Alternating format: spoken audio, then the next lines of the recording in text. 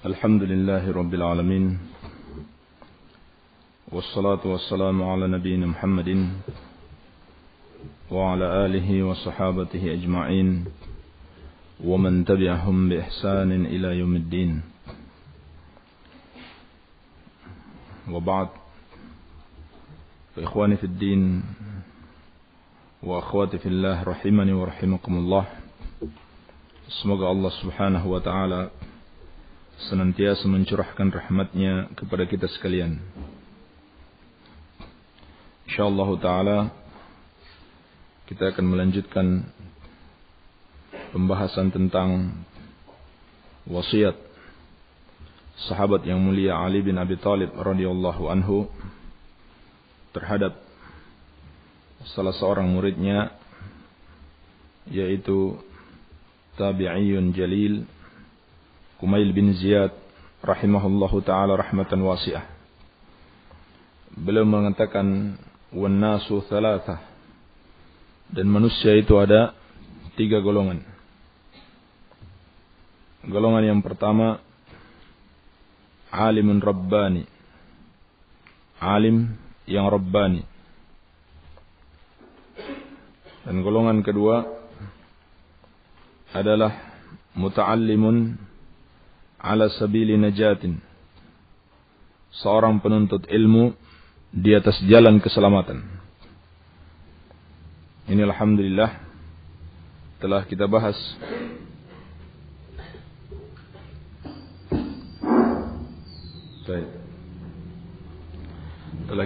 pada pertemuan tadi malam tentang siapa alim rabbani dan siapa muta'allim ala sabili najatin, seorang penuntut ilmu di atas jalan keselamatan.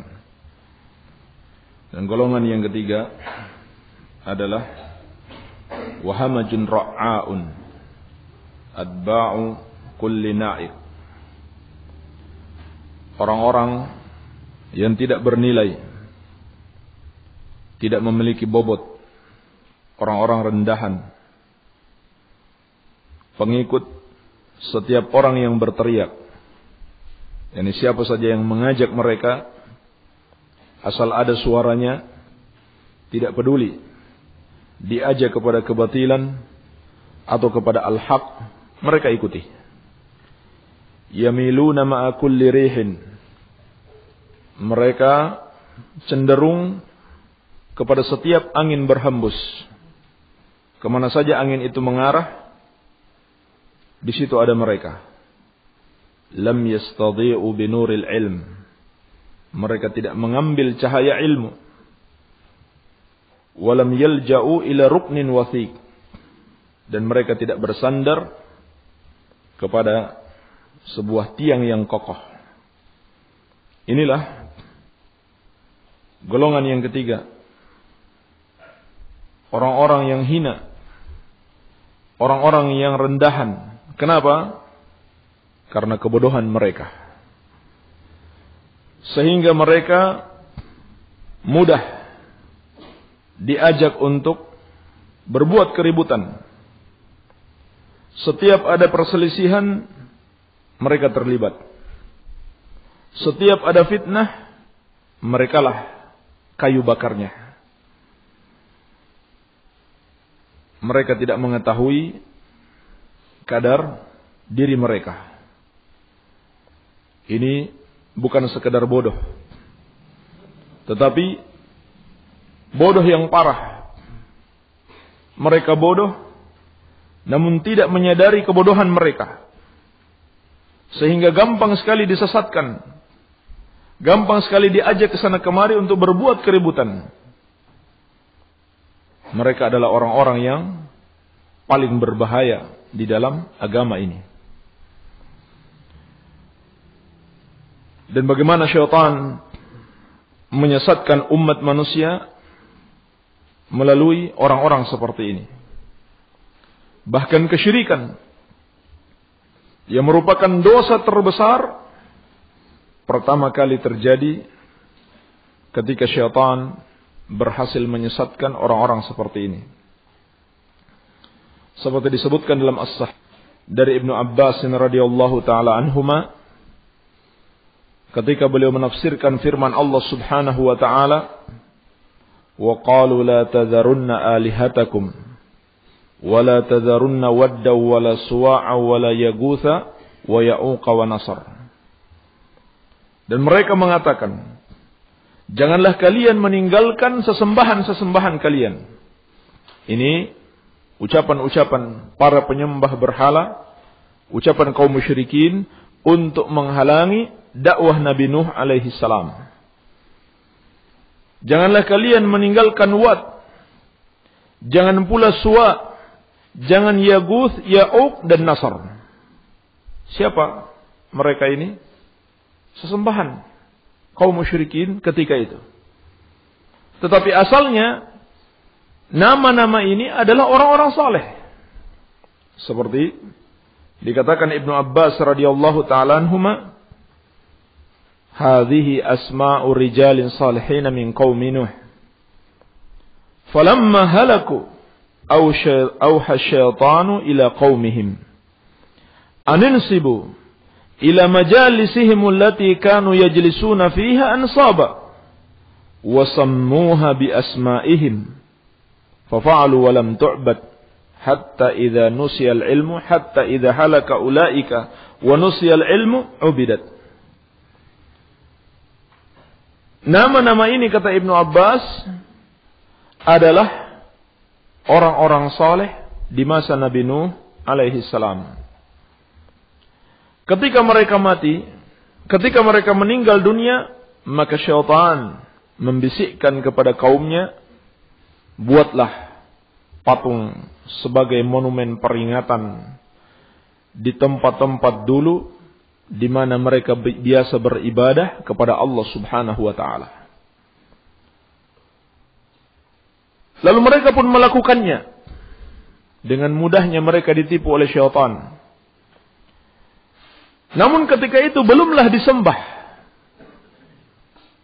Nanti binasa satu generasi ini, berganti generasi berikutnya, dan ilmu pun dilupakan, setan datang lagi kepada anak keturunan mereka dan mengatakan kepada mereka, dulu nenek moyang kalian menyembah patung-patung tersebut.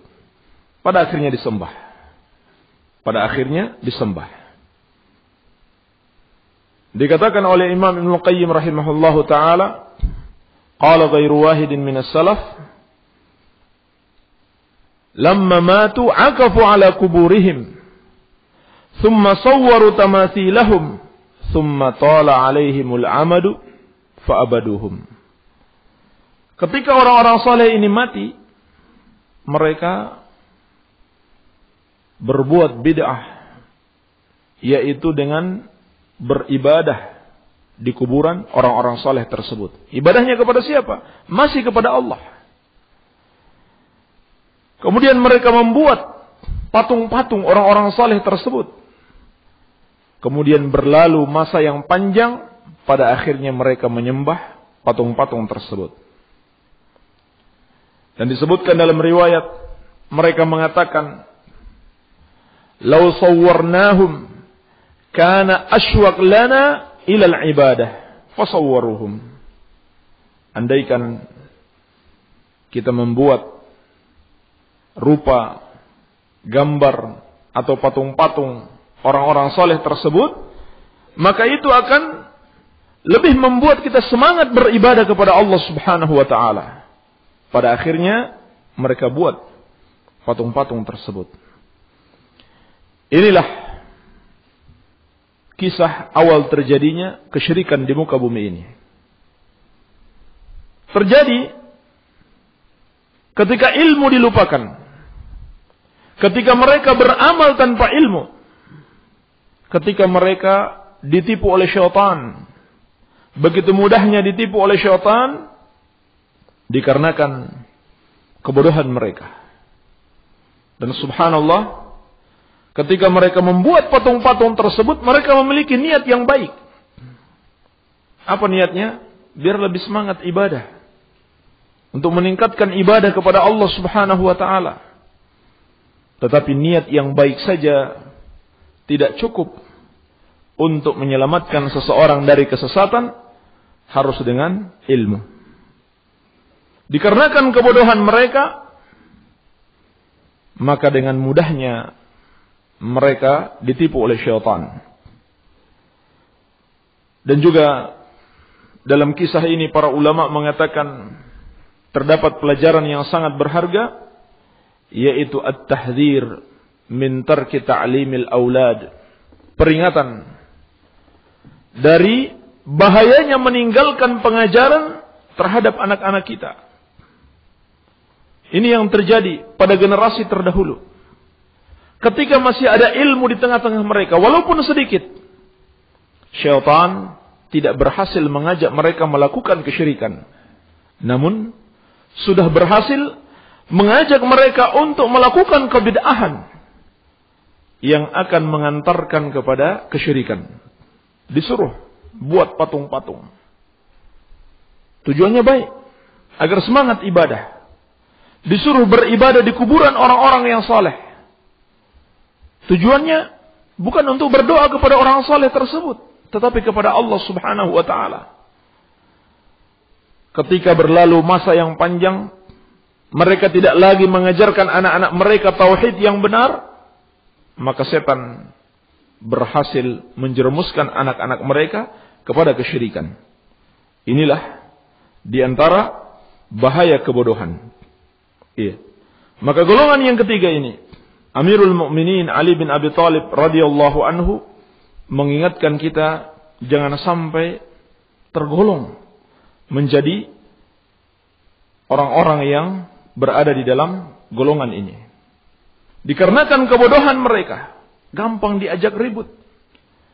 Gampang dijadikan kayu bakar untuk mengobarkan api perpecahan, perselisihan di tengah-tengah kaum muslimin. Iya. Dan dikarenakan mereka tidak mengambil cahaya ilmu, beliau radhiyallahu anhu menyerupakan ilmu dengan cahaya. Dan banyak sekali dalil di dalam Al-Quranul Karim Allah sebutkan ilmu dalam bentuk atau dalam ungkapan ya. Sebab ilmu itu menerangi. Ilmu itu menerangi. Sedangkan kebodohan itu adalah kegelapan. Kebodohan adalah kegelapan. Iya. Kemudian akan datang insyaallah taala pensifatan tentang kelompok ini di bagian akhir risalah ini. Lalu beliau mengatakan, ya Kumail, al-ilmu khairun minal mal. Al-ilmu yahrisuka wa anta tahrisul mal. Di sini beliau mulai masuk menjelaskan tentang keutamaan ilmu dibandingkan harta.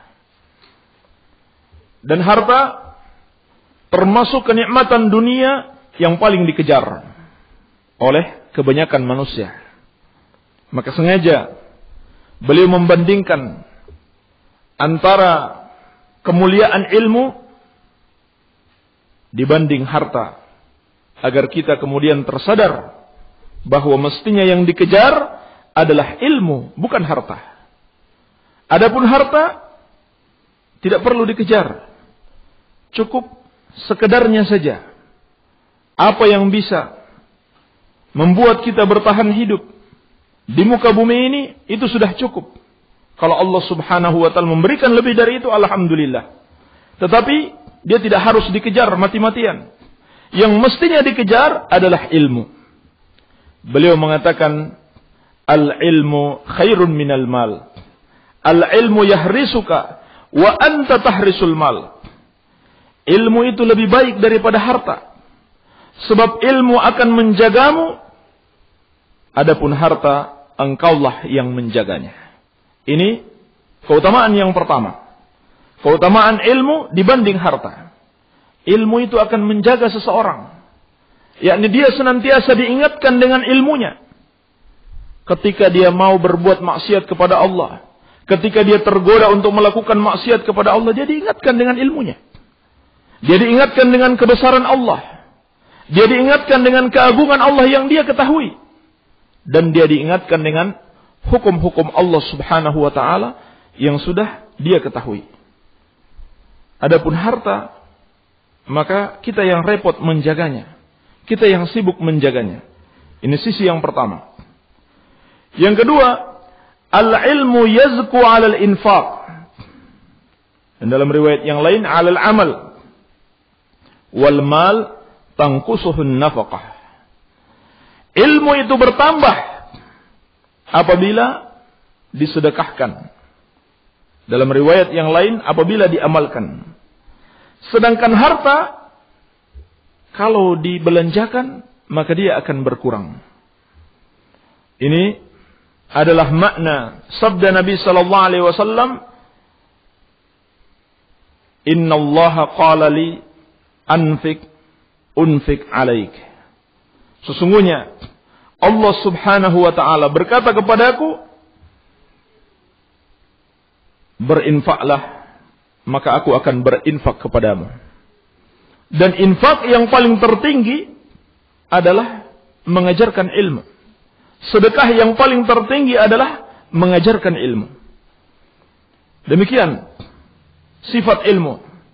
Kalau kita ajarkan, kalau kita amalkan, maka Allah subhanahu wa ta'ala akan menambah ilmu tersebut. Sebaliknya harta, kalau kita belanjakan, niscaya dia akan berkurang. Akan tetapi, ucapan beliau ini tidak menafikan sabda Nabi sallallahu alaihi wasallam, "Ma naqasat sadaqatun min malin." Tidaklah berkurang harta itu dengan sedekah. Hanya saja dia berganti dalam bentuk yang lain. Tidak lagi berupa harta tersebut, tetapi diganti dalam bentuk yang lain. Apakah harta yang lain ataukah berupa pahala dari Allah subhanahu wa ta'ala. Adapun ilmu, ketika dia sedekahkan, ilmu yang sudah ada padanya tetap tidak akan hilang dan akan ditambahkan oleh Allah subhanahu wa ta'ala. Ini keutamaan yang kedua. Yang ketiga, al-ilmu hakim wal malu mahkumun alaih. Ilmu adalah hakim. Ilmu adalah pemutus perkara. Sedangkan harta, dialah yang diputuskan perkara atasnya. Contohnya, di dalam masalah jual beli. Orang melakukan jual beli adalah menukarkan harta. Maka ilmu yang mengaturnya. Jual beli itu harus bagaimana? Diatur dengan ilmu.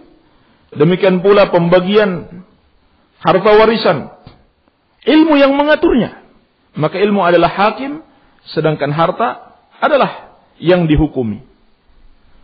Yang keempat, wa mahabbatul ilm dinun yudanu biha.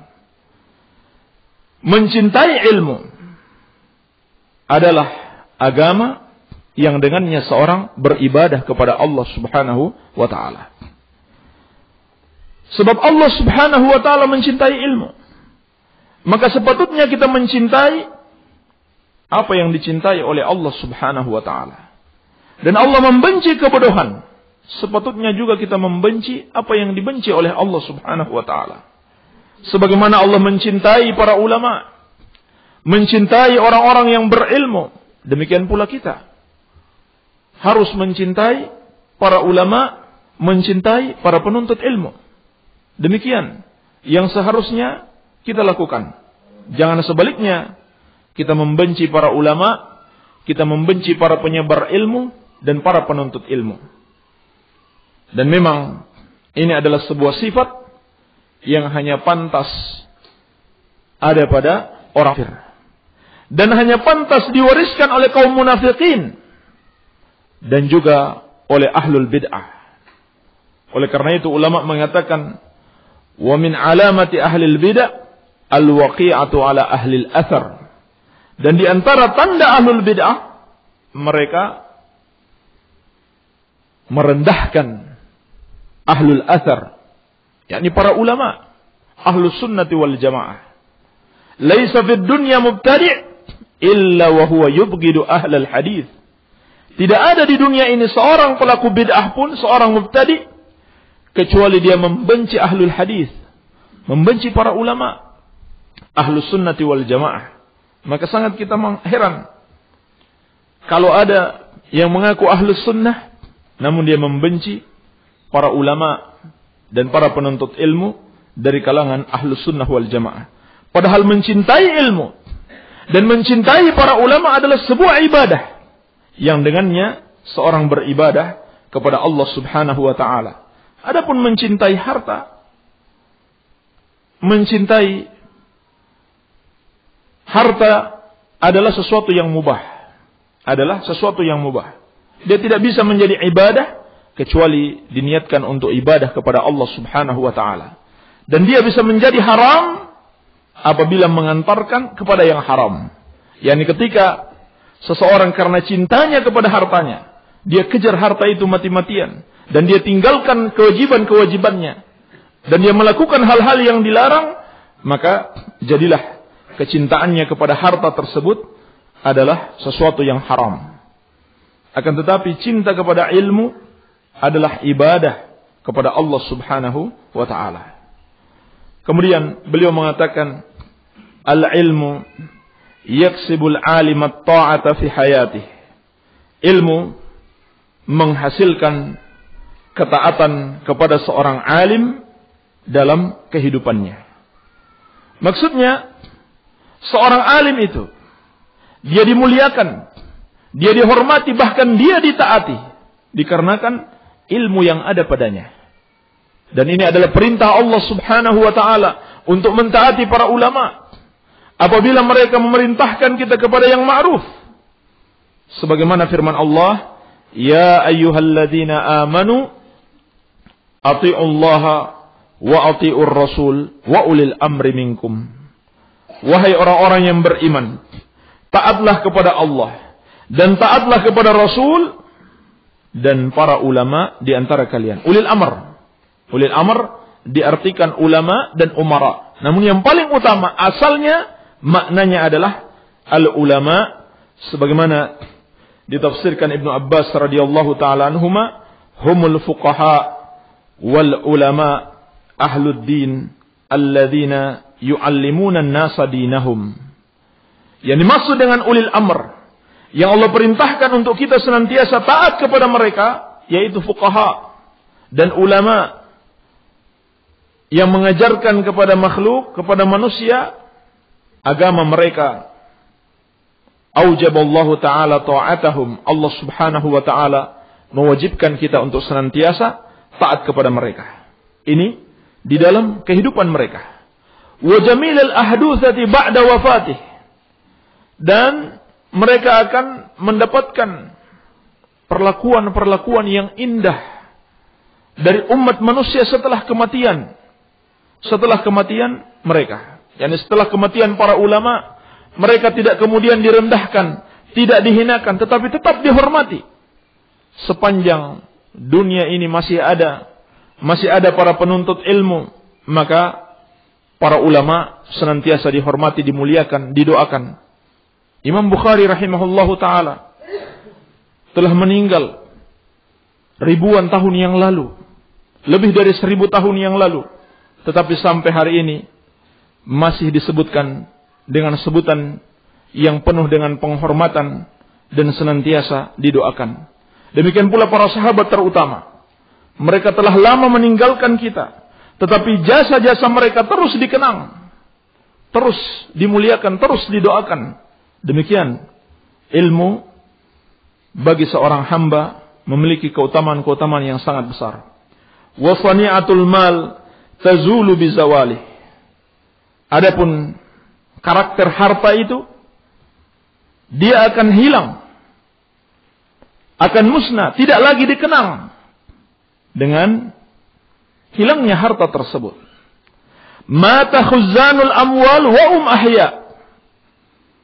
Para pemilik harta, penjaga-penjaga harta telah mati dalam keadaan mereka masih hidup. Wal ulama baquna ma baqiyad dahr.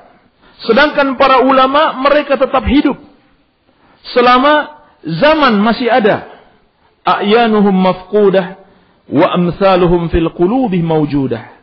Walaupun jasad-jasad mereka telah tiada, tetapi mereka masih dimuliakan di dalam hati-hati kaum muslimin. Di sini beliau mengatakan, para pengumpul harta, para penjaga harta, orang-orang yang berkhidmah kepada harta telah mati dalam keadaan mereka masih hidup. Sedangkan para ulama telah mati, namun mereka masih hidup. Kenapa? Karena hakikat kehidupan adalah kehidupan hati. Hakikat orang yang hidup apabila dia mengingat Allah Subhanahu wa ta'ala.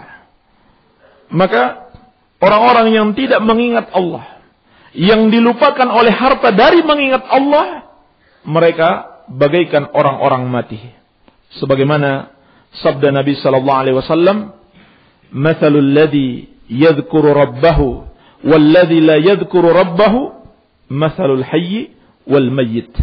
Perumpamaan orang yang berzikir kepada Rabbnya dan yang tidak berzikir kepadanya bagaikan orang yang hidup dan orang yang mati. Dan Nabi sallallahu alaihi wasallam memperumpamakan rumah yang tidak disebut nama Allah padanya adalah orang mati. Dan rumah yang disebut nama Allah padanya adalah orang yang hidup. Matsalul baitil ladzi yudhkarullahu fihi walladzi la yudhkarullahu fihi matsalul hayy wal mayyit. Perumpamaan rumah yang disebut nama Allah padanya dan yang tidak disebut nama Allah padanya juga bagaikan orang hidup dan orang mati. Dan Nabi sallallahu alaihi wasallam juga memperumpamakan rumah yang tidak dibacakan Al-Qur'an padanya, yang tidak digunakan untuk melakukan salat-salat sunnah, bagaikan pekuburan. La taj'alu buyutakum maqabira inna syaitana yanfiru minal baitil ladzi tuqra'u fihi suratul Baqarah. Janganlah kalian jadikan rumah-rumah kalian seperti kuburan-kuburan.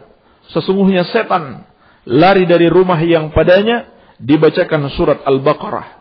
Demikian, kehidupan yang sesungguhnya adalah kehidupan hati. Sehingga apabila orang dilalaikan dengan hartanya dari mengingat Allah Subhanahu wa ta'ala, mereka telah mati dalam keadaan jasad-jasad mereka masih hidup. Adapun para ulama telah berlalu masa yang panjang dan mereka telah meninggalkan kita, tetapi terus dikenang di dalam hati-hati manusia dan terutama senantiasa didoakan dengan kebaikan-kebaikan. Kemudian beliau mengatakan, ha innaha huna ilman wa asyara biyadihi ila sadrih law asabtu lahu hamalatan. Aduhai, sesungguhnya ilmu itu berada di dalam dada. Seraya beliau memberikan isyarat ke dadanya. Andaikan aku berjumpa dengan para pembawa ilmu tersebut, bala asabtuhu laqinan ghairu ma'munin alaih. Akan tetapi yang aku temui hanyalah orang-orang yang cerdas, orang-orang yang pintar, tetapi tidak bisa dipercaya. Kenapa? Karena mereka memiliki sifat khianat. Mereka memiliki sifat pengkhianatan. Dan beliau menyebutkan di antara sifat-sifat mereka. Yang pertama, yasta'milu alatad din lid-dunya. Yastadhiru bihujajillahi ala kitabih wa bini'amihi ala ibadih. Mereka mempergunakan agama untuk dunia. Ini sifat mereka. Dan mereka berdalil dengan hujah-hujah Allah Subhanahu wa ta'ala atas kitabnya. Maksudnya apa?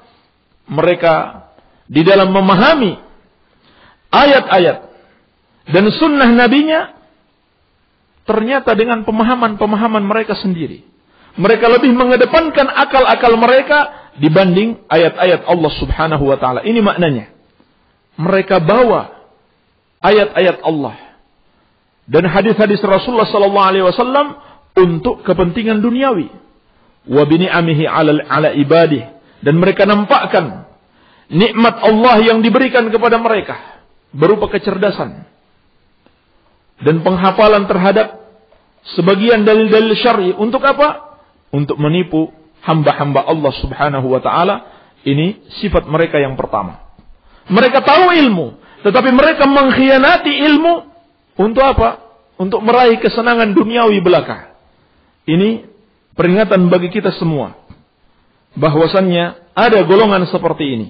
Cerdas, mudah dia belajar, Allah berikan kemudahan, tetapi tidak memiliki sifat amanah, sehingga dia lebih mengutamakan dunia dibanding ilmu. Bahkan dia menjadikan ilmu sebagai alat untuk meraih dunia. Au munqadan li ahli al-haq la basirata lahu fi ahna'ih. Sifat mereka yang kedua, atau mereka, kata beliau, tunduk kepada ahlul haq, tetapi la basirata lahu fi ahna'ih. Mereka tidak memiliki ilmu dalam setiap sisi kehidupan mereka. Artinya apa? Mereka hanya sekedar taklid. Mereka hanya sekedar ikut-ikutan di dalam beragama ini. Tidak di atas pegangan yang kokoh, tidak di atas ilmu. Yang qadihu syak fi qalbihi bi awwali 'aridin min syubhatin. Oleh karena itu, mereka dengan mudahnya, yarhamukallah, dengan mudahnya akan masuk keraguan di dalam hatinya, walaupun pada pukulan syubhat yang pertama. Yakni begitu datang syubhatnya mungkin ringan, sepele. Baru saja datang, gampang dia terpengaruh. Ini sifat mereka. Kenapa? Karena mengikuti kebenaran hanya taklid. Mengikuti kebenaran hanya ikut-ikutan. Oh, ini yang lagi banyak diikuti. Ini yang sekarang lagi tren. Ini yang sekarang lagi disebut sebagai pengikut-pengikut sunnah, pengikut-pengikut salaf. Lagi semangat mereka berdakwah. Ikuti. Tetapi mengikutnya tidak didasarkan kepada ilmu, sehingga datang syubhat sedikit saja, langsung dia terpengaruh. Ini sifat mereka. Kemudian yang berikutnya, la dha wa la dhak. Mereka tidak ke sana dan tidak ke sini, yakni masuk pada sifat sebelumnya. Yang berikutnya yang ketiga, au manhuman bil ladzat salisal qiyad lisyahawat.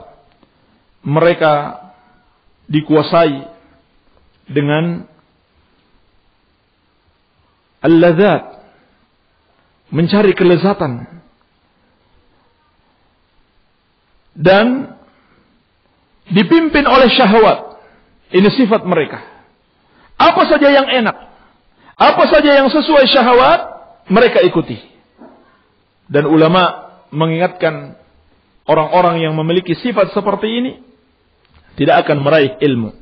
Ini sifat mereka.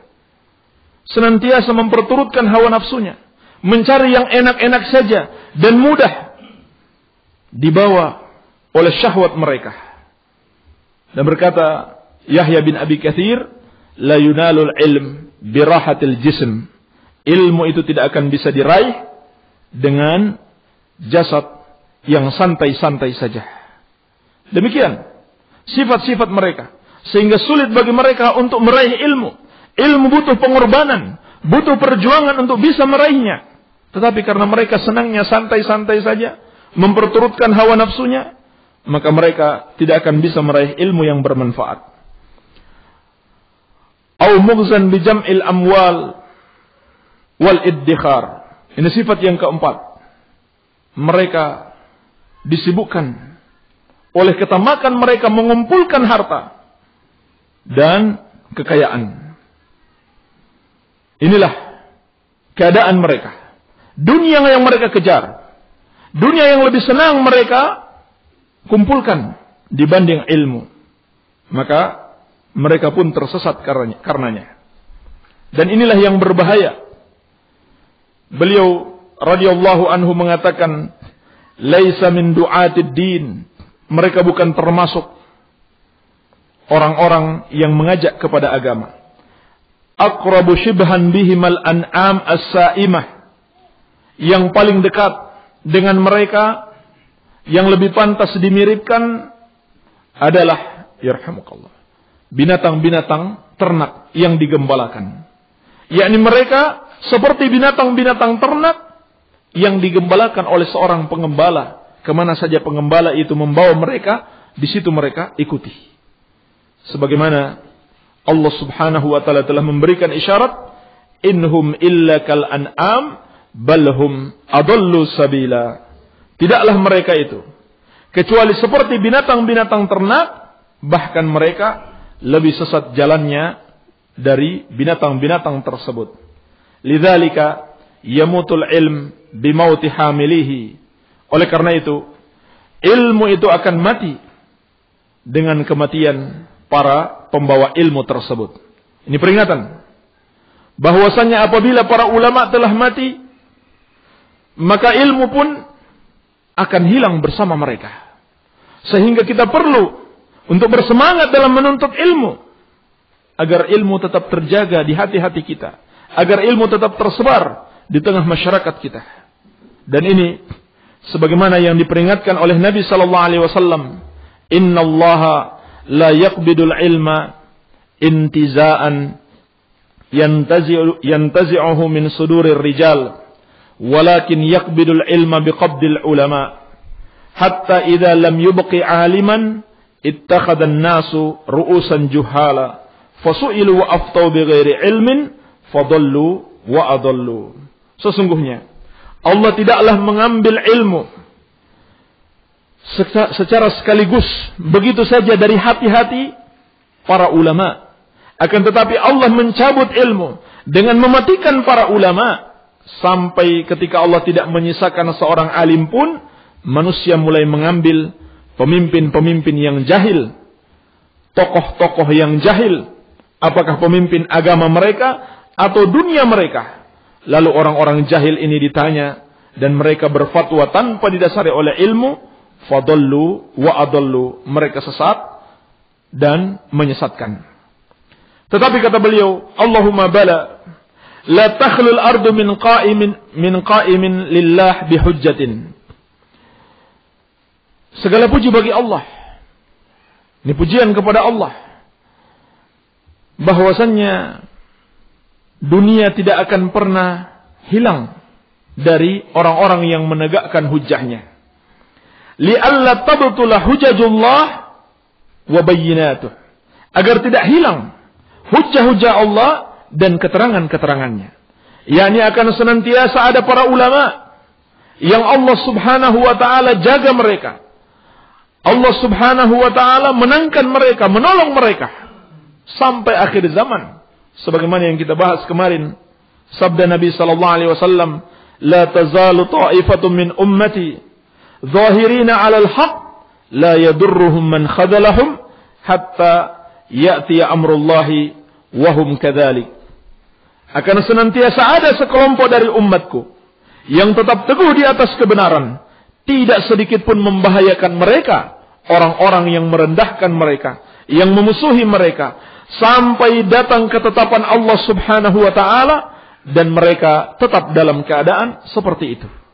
Telah kita jelaskan makna hadis ini kemarin, bahwasannya orang-orang yang berpegang teguh dengan ilmu yang sahih pasti akan ada yang menentang mereka, akan ada yang menyelisihi dan merendahkan mereka. Tetapi Nabi sallallahu alaihi wasallam memberikan kabar gembira, la yadurruhum man khadzalahum, tidak membahayakan mereka. Tidak membahayakan mereka siapapun yang merendahkan mereka. Tidak ada bahayanya sebetulnya buat kita. Ketika kita menjalankan kebenaran, mengikuti yang hak, kemudian orang mencela, mencerca kita, nggak ada bahayanya. Justru bahayanya ketika kita berpaling dari kebenaran tersebut.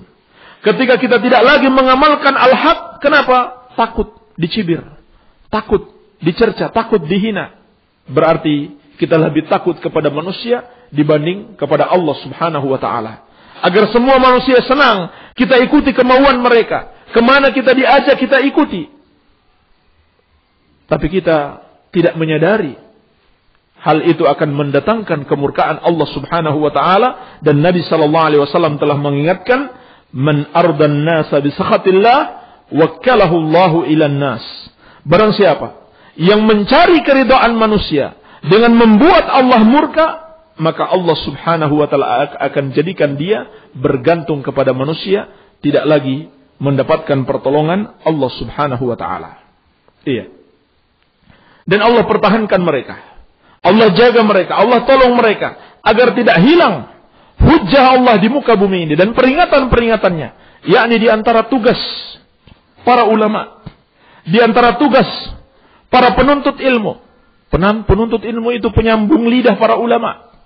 Penuntut ilmu itu penting sekali keberadaan mereka. Mereka adalah sufara al-ulama. Duta-duta para ulama di tengah-tengah umat ini. Tugas mereka apa? Untuk menampakkan hujah-hujah Allah. Dan keterangan-keterangannya. Dan ini adalah tugas yang mulia. Tugas para nabi dan rasul. Li'alla yakuna linnasi 'ala Allahi hujjatun ba'dar rusul. Di antara tugas para rasul. Agar manusia tidak lagi memiliki hujjah setelah diutusnya para rasul. Yakni mereka kelak di hari kiamat. Tidak lagi bisa mengatakan, ya Allah, kami melakukan ini karena kami tidak tahu. Kami tidak memiliki ilmunya. Tidak diutus Rasul kepada kami.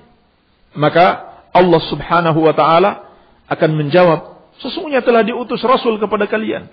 Setelah Rasul-Rasul itu tidak ada, maka dilanjutkan oleh para ulama. Para ulama pun berkurang. Dilanjutkan oleh para penuntut ilmu. Demikian Allah jadikan mereka sebagai penjaga hujah-hujah Allah subhanahu wa ta'ala dan keterangan-keterangan Allah terhadap hamba-hambanya. Dan ini adalah kelompok yang terbaik di setiap masanya. Sebagaimana sabda Nabi sallallahu alaihi wasallam, "Yahmilu hadzal ilma min kulli khalfin 'uduluhu, yanfauna anhu tahrif al-ghalin, wa intihal al-mubtilin, wa ta'wil al-jahilin." Yang memikul ilmu ini, yang menyandang ilmu ini di setiap masanya adalah orang-orang terbaiknya. Tugas mereka apa? Yanfauna anhu tahrifal ghalin. Mereka nafikan dari agama ini penyelewengan yang dilakukan oleh orang-orang yang melampaui batas. Wantihalal mubtilin. Dan mereka nafikan dari agama ini usaha-usaha untuk menghilangkan agama ini dari orang-orang yang ingin menghilangkannya. Demikian pula wa ta'wilal jahilin, dan mereka meluruskan ta'wil-ta'wil yang batil yang dilakukan oleh orang-orang yang jahil.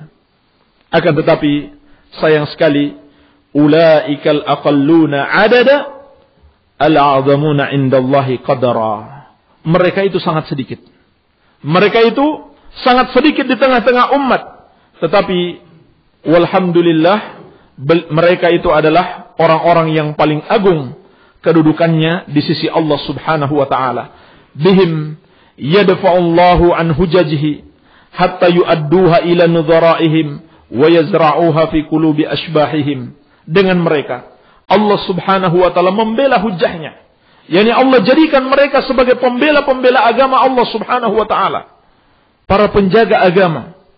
Sesungguhnya Allah menjaga agama ini dengan sebab, bukan tanpa sebab. Dengan sebab siapa? Para ulama dan para penuntut ilmu.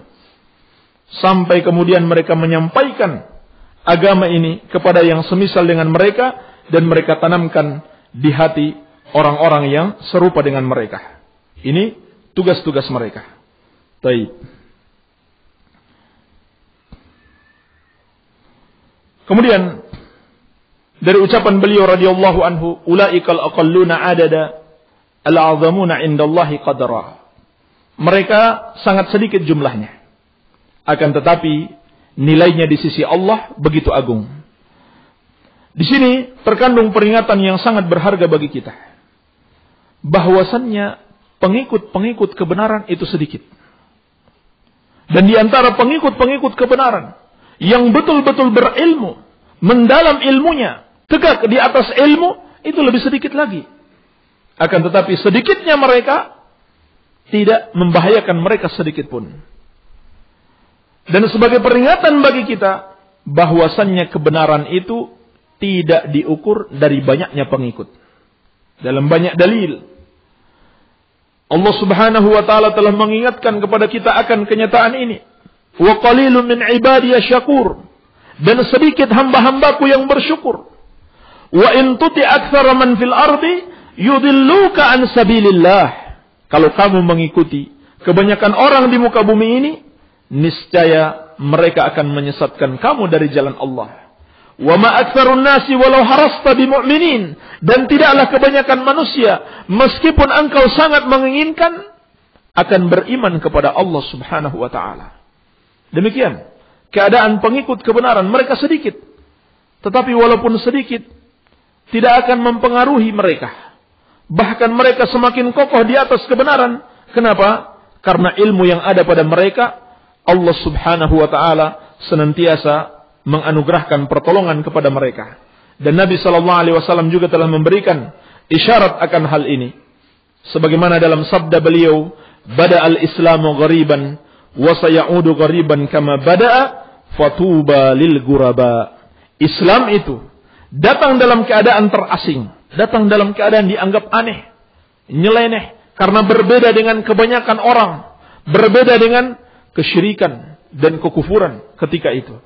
Demikian pula kata Nabi SAW, Islam akan kembali terasing, yakni orang-orang yang berpegang teguh dengan sunnah, berpegang teguh dengan tauhid dan sunnah, dianggap aneh, dianggap asing, dianggap orang-orang minoritas. Tetapi Nabi SAW mengatakan, fatuba lil ghuraba, beruntunglah orang-orang yang asing tersebut. Demikian keadaan para pengikut kebenaran. Kemudian beliau mengatakan, hajama bihimul ilm ala haqiqatil amr, fastalanu mastaw'ara minhul mutrafun, wa anisu bimastawhasha minhul jahilun. Ilmu senantiasa menuntun mereka untuk mengetahui hakikat urusan.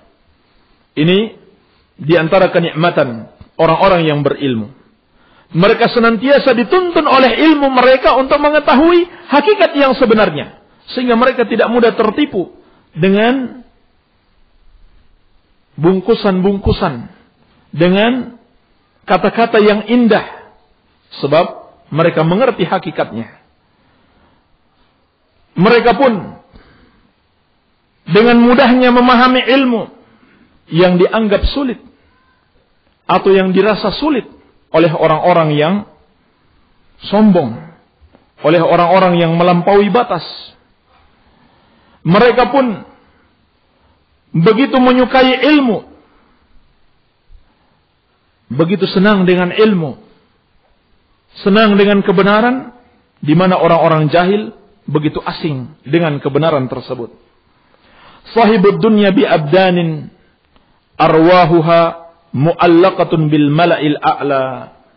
Mereka masih berada di dunia dengan badan-badan mereka, tetapi ruh-ruh mereka senantiasa terkait dengan al-mala'ul a'la.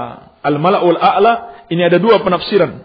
Yang pertama, malaikat Jibril alaihi salam, dan yang kedua adalah orang-orang yang Allah berikan kenikmatan, yaitu al-anbiya was-siddiqun wasyuhada was-salihun, yaitu para penghuni surga.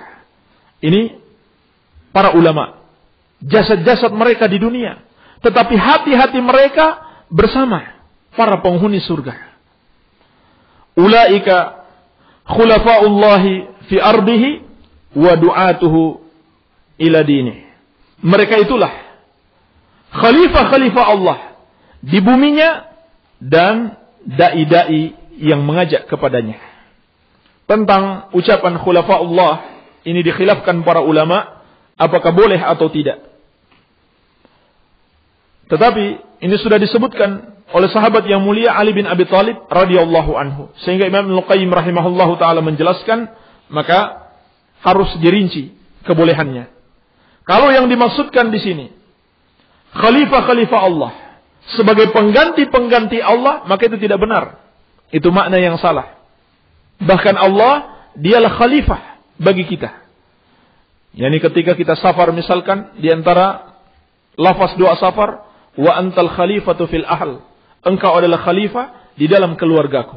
Yani Allah sebagai pengganti yang menjaga keluarga kita. Allah dialah khalifah bagi kita. Iya. Bukan sebaliknya. Maka tidak dibenarkan kalau makna ini yang dimaksud. Tetapi kalau yang dimaksudkan khalifah-khalifah adalah pengganti-pengganti yang Allah ciptakan untuk mengganti generasi sebelumnya, maka itu makna yang benar. Itu makna yang benar. Jadi yang dimaksud dengan khalifatullah fil ard, khalifah Allah di muka bumi bukan wakil Allah, tetapi pelanjut, pengganti yang Allah ciptakan untuk mengganti generasi sebelumnya. Ini maknanya. Mereka adalah khalifah-khalifah Allah di muka bumi, yakni para pengganti-pengganti yang Allah ciptakan untuk mengganti generasi sebelumnya. Dan mereka adalah dai yang senantiasa mengajak kepada agama Allah Subhanahu wa taala. Baik. Bagian akhir beliau mengatakan, ha syauqan ila ru'yatihim wa astaghfirullah li walak idza syi'ta fakum. Aduhai, betapa rindunya hati untuk melihat mereka, yakni melihat para ulama dan para penuntut ilmu. Demikian kecintaan seseorang kepada para ulama, kecintaan seseorang kepada penuntut ilmu, rindu untuk selalu bermajelis dengan mereka, karena menunjukkan majelis dengan mereka adalah suatu kebaikan dan akan meraih manfaat-manfaat, sehingga kita pun rindu untuk selalu berjumpa dengan mereka. Dan beliau mengakhiri dengan memohon ampun kepada Allah, wa astaghfirullah li walak idza syi'ta fakum, dan aku mohon kepada Allah ampunan untukku dan untukmu, kalau engkau mau silahkan berdiri.